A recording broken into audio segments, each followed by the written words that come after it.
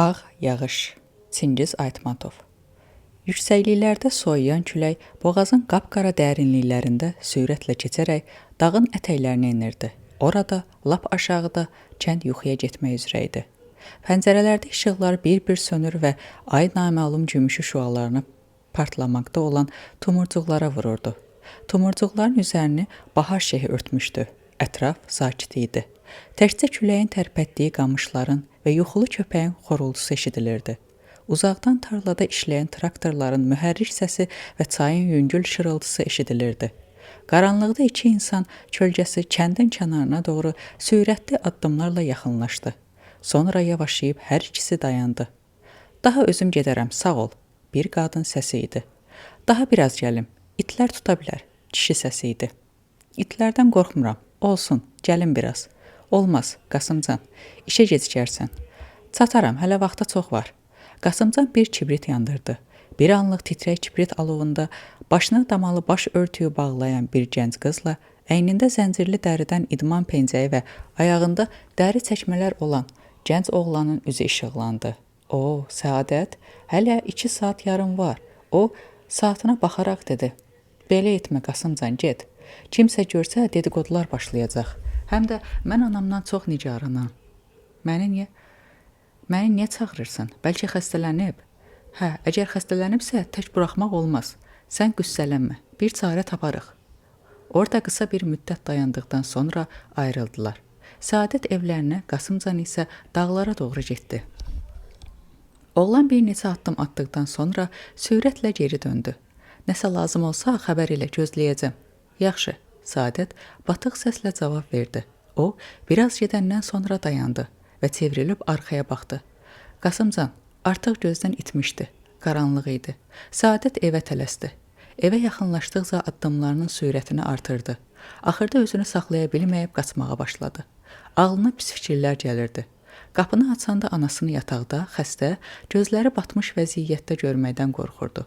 Həmin anda, apa, şirin apam mənim, deyərək bağırmaq istədi, amma səsi çıxmadı.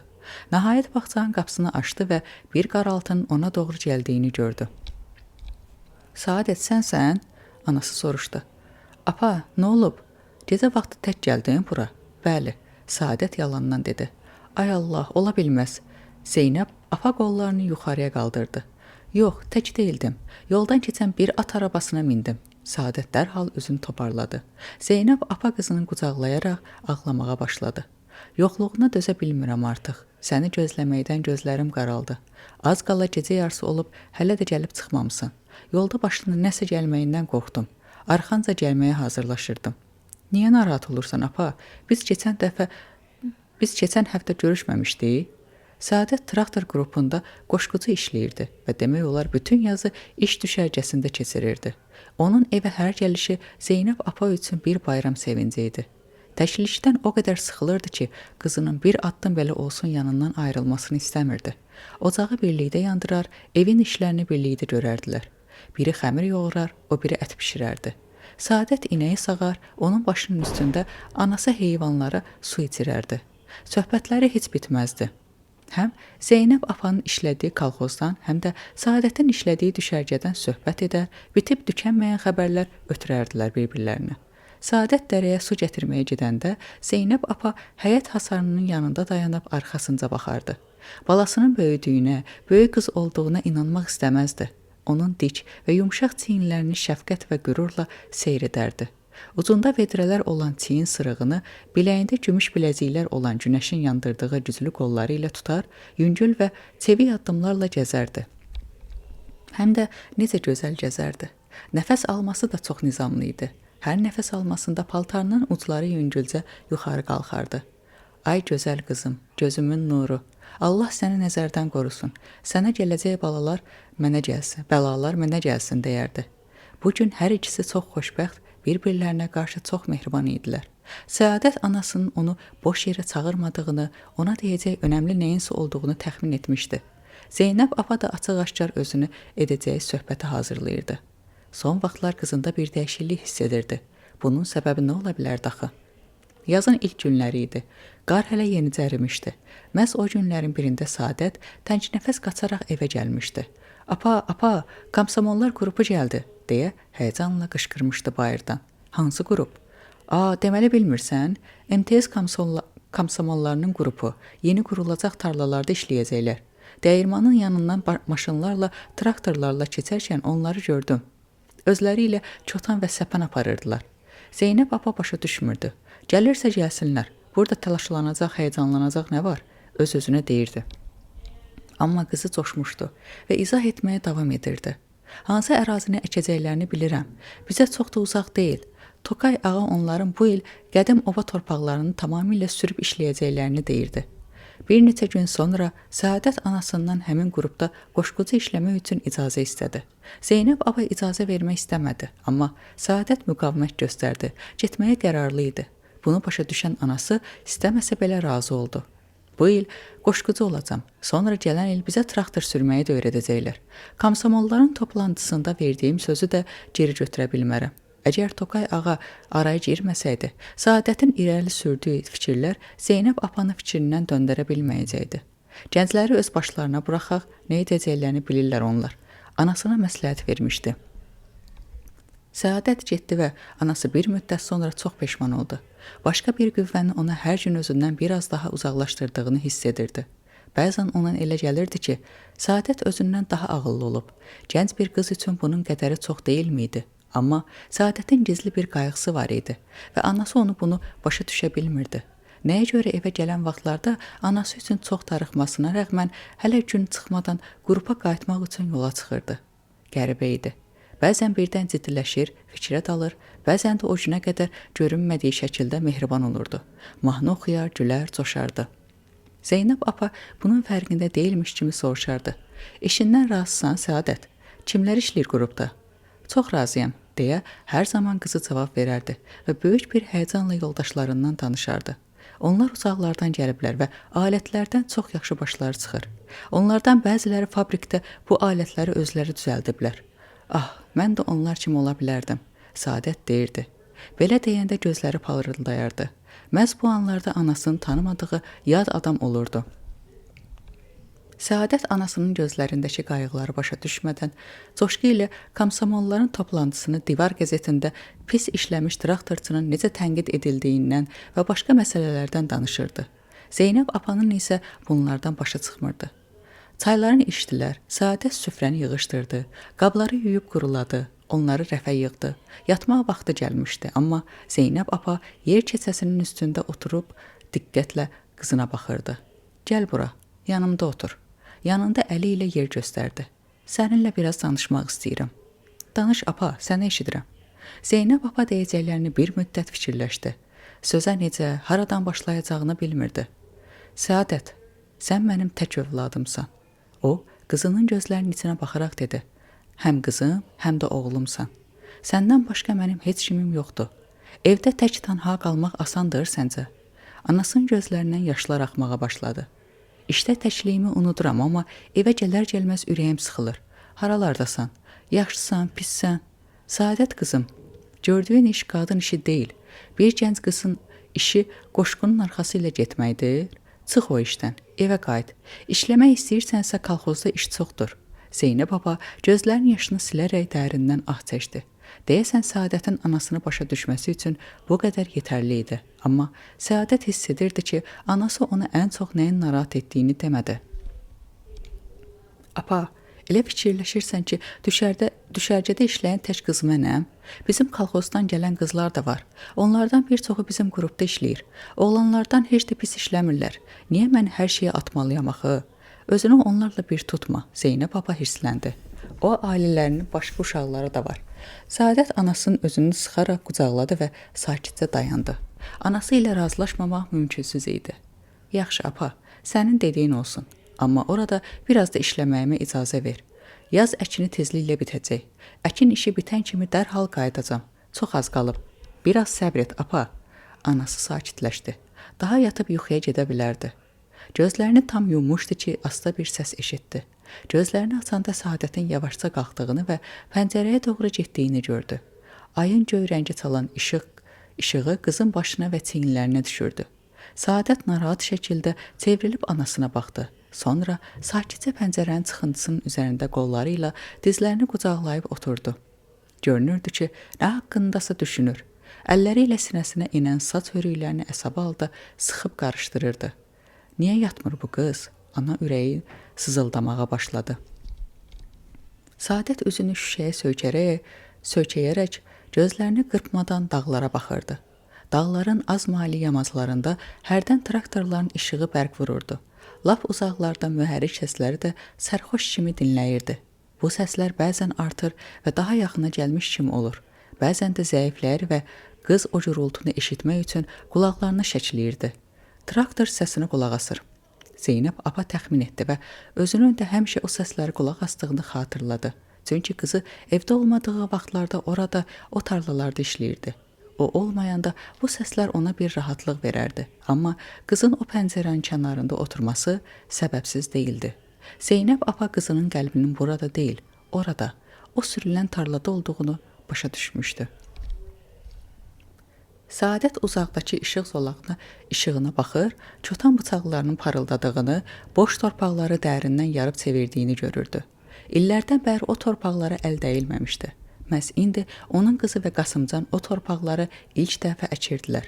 Yaxın zamanda orada buğday yetişəcək, bu yerlərdən yollar keçəcək, qədim Oba vadisində evlər tikiləcək, kəndlər qurulacaqdı və buranın yerli cəmaatı yeni gələnlərə bu torpaqların sahibi olduqlarını bildirən səs tonu ilə deyəcəkdilər.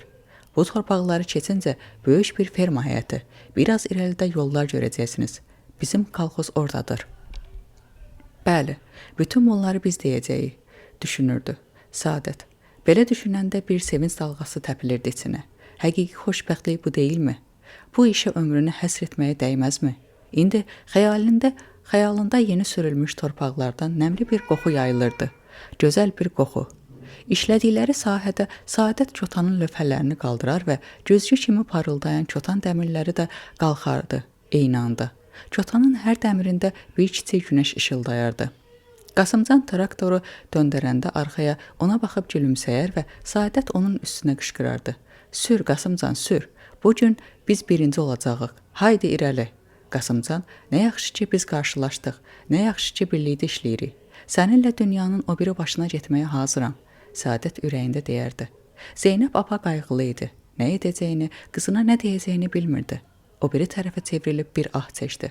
Saadət diksindi, amma yenə də bir müddət oturdu pəncərənin çıxıntısında. Sonra sakitcə yatağına uzandı.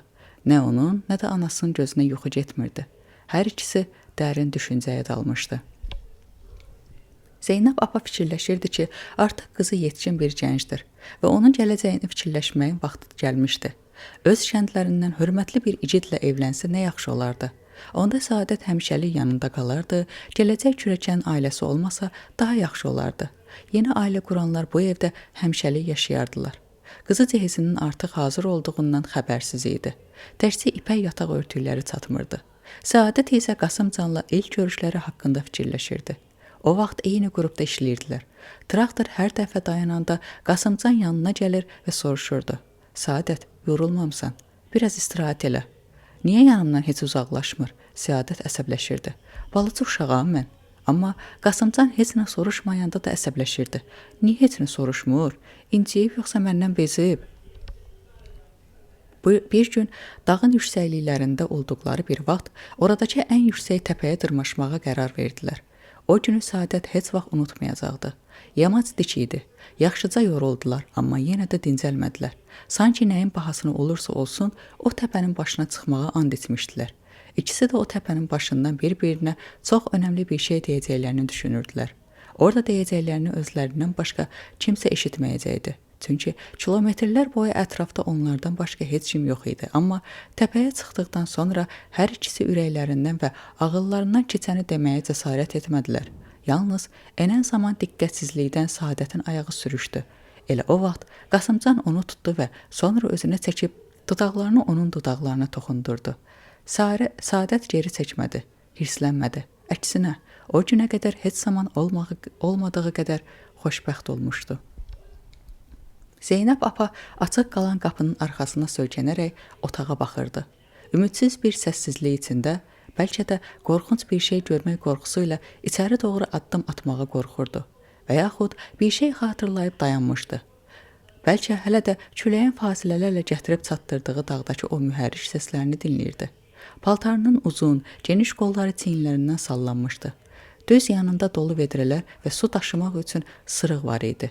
Zeynəb apa o vaxt dərədən gəlmiş və əlindən su gətirmişdi. Dərənin başında ona Səadətin evləndiyi xəbərini vermişdilər. Ən çox qorxduğu şey başına gəlmişdi. İndi bu evdə tək tənha idi. Əslində hər şey var idi. Çatışmayan bir şey yox idi, amma qızının gedişi ilə var olan hər şey birdən-birə öz mənasını itirmişdi. Əgər həmin vaxt Tokay ağanın gəlini Ceydəgül gəlməsəydi, bilmək olmaz nə qədər o vəziyyətdə gözləyəcəkdi. Zeynəb baba onu görən kimi başladı ağlayıb sızlamağa. Qızım varsa, belə olar axırda. Necə talihsiz bir qadınam mən. Allah məni cəzalandırdı. Bir oğul vermədi. Oğul ailəsini tərk edib getməz. Əksinə, evə gəlin gətirər. Ceydəgül hər zaman sakit, səbirli və güclü görünən, amma indi bitkin, əzgin bir vəziyyətdə olan bu qadına qorxu ilə baxırdı. Zeynəb apa çarəsiz şəkildə danışmağa davam etdi.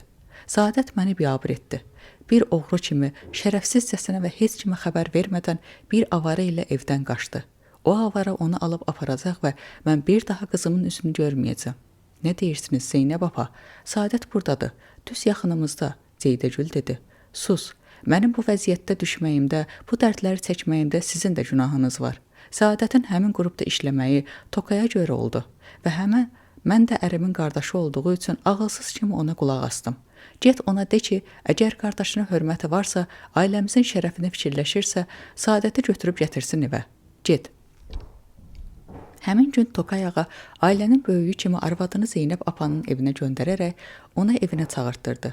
Yerə sərilmiş qoyun sərisinin üzərində bardaş quraraq qaşqabaqlı sifətlə baldızını gözlədi. Burada onun böyük ailəsi əyləşmişdi. Otağın içi isti idi. Qazanda ət bişir, samavarda su qaynayırdı. Mən hər şeyi bilirəm Zeynəb.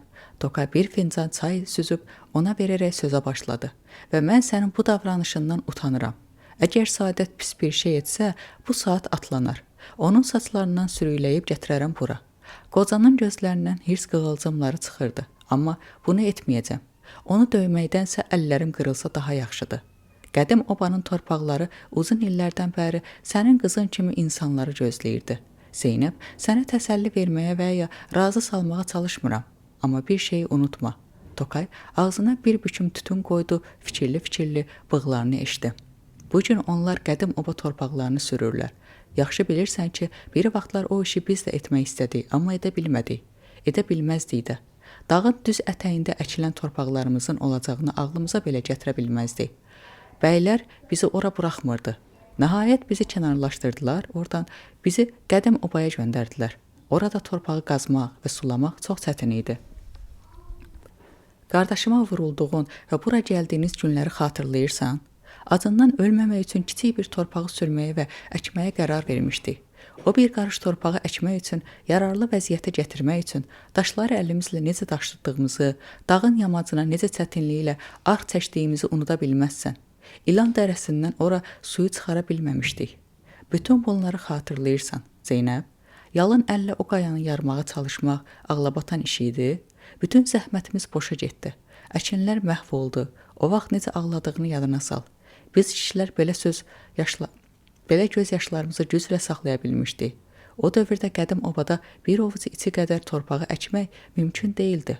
Daha çoxunu istəmirdik ki, istəyimiz sadəcə aclıqdan ölməmək idi. Və uşaqlarımız da özlərini bu qədim oba torpaqlarına həsr etdilər. Get bir gör onların nə etdiklərini, işləyirlər orada, bilikləri var, alətləri var. Zeynəb apa susurdu. Sən ağıllı qadınsan, Tokay davam etdi. Səadətin başqa cür davranmayacağını qəbul etməyə, başa düşməyə məcbursan. Qasımcan da ailəsi olmayan avara deyildir, tam bir igiddir. Qrupun ən yaxşı traktor sürücüsüdür. Ailəsi şəhərdə yaşayır. Deyilənə görə yaxşı və hörmətli adamlardır. Səadətə qaldıqda o heç vaxt anasını unudan, tərk edən qızlardan deyil. Bazar günü onlar sizə gələcəklər və payızda adətə uyğun olaraq sən onlarla görüşməyə gedərsən. İlk məhsul yığılanda toy edib yeni evlərinə köçəcəklər. Zeynəb apa Tokayın dediklərini dinməzcə qulaq asdı. Sonra sakitcə durub qapıya doğru getdi. Qayının dediklərinə haqq verib vermədiyini heç kim başa düşmədi. Qayını durub onu yola saldı. Çöldə elə şiddətli yağış yağırdı ki, nə dağ, nə çöldəki ağaclar, nə də ki, uzaqdakı evlər görünürdü. Hər şey yağışın qaranlığında qalmışdı. Bax, hər yerə necə yağır? Bu ağ yağışdı. 2-3 gündür ki, dayanmadan yağır. Deyirsən ağ yağış, hə? Sakit səslə Zeynəb apa soruşdu və cavabı gözləmədən getdi. Zeynəb apa evə çatanda yuxulu idi. Otağın bir küncündə oturub yağış suları ilə yuyulan pəncərəyə baxdı. Ağ yağış. Nəyisə xatırlayaraq təkrarladı. Zeynəb apa qayıdarkən yolda Tokayın bəlkə də haqlı olması ilə bağlı nəticəyə gəlmişdi. Amma qapıdan evə girən kimi əl-ayağı boşalmış və yenə də özünü tənha hiss etmişdi. Başını qatmağa bir şey axtardı, amma heç nəyin ləzzəti qalmamışdı artıq. Daim bir çatışmazlıq hiss edirdi, amma nə olduğunu tam başa düşə bilmirdi. Nəhayət birdən tapdı. Artıq mühərrik səsi eşidilmirdi. Traktor səsi ona əminlik verirdi. Çünki bu səs qızının gələcəyi ilə bağlı idi. Birdən Zeynəb apanı vahimə bastı. Traktorların səsi gəlmirdi. Ağ yağış yağırdı və şübhəsiz yağışlı hava 2-3 gün hələ davam edəcəkdi. Yazıqlar görəsən indi çadırların içində nə vəziyyətdədirlər? Hava soyuq, nəmli, orada sobaları da yoxdur. Gənclərə yazığa gəldi. Necə də olsa indi onlar bal ayında sayılırdılar. Bazar günü gəlsəydi. Zeynəb apa barmaqları ilə bazara neçə gün qaldığını saydı.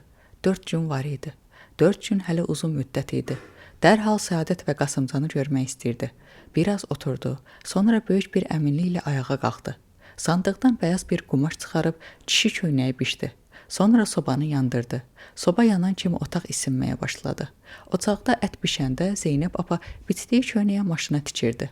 Köynəyin ancaq qolunun ucları qalmışdı. Əlini saxlayıb qazanın yanına getdi. Qazanda qaynar yağda bağırsaq qızarırdı. Üzü istidən qıpqırmızı olmuş tərləmişdi. Gözləri xoşbəxt bir gələcəyin gözləntisi ilə parıldayırdı. Kənardan birisi görsəydi, böyük bir hadisəni qeyd etməyə hazırlaşdığını dərhal başa düşərdi. Və həqiqətən də elə idi.